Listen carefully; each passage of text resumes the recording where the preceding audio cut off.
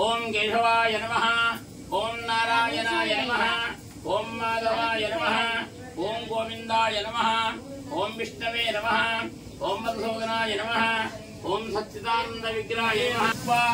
सरिदान प्रकाशताः మరి ఆ మానవులకు సుఖ సౌఖ్యాన్ని కలిగేసే వ్రతం చెప్పుకున్నాడు మహానుభావ.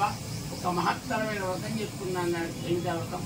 సత్య నారాయణ అంటే పరమాత్మ మన మానవుల కోసం భూలోకాన అనేకమైనటువంటి అవతారాలు ఇచ్చాడు.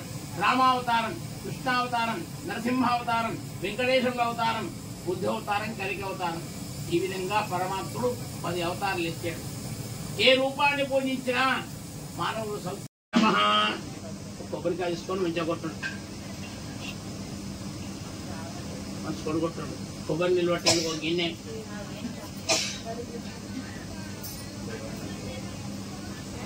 బండి అక్కడ ఉండే చూడు.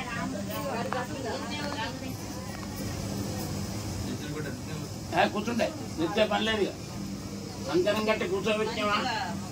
కూర్చుండే పని లేదు. కూర్చుండే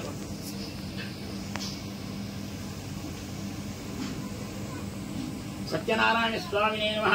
प्रार्थनापूर्वक नमस्कारान् समर्पयामि।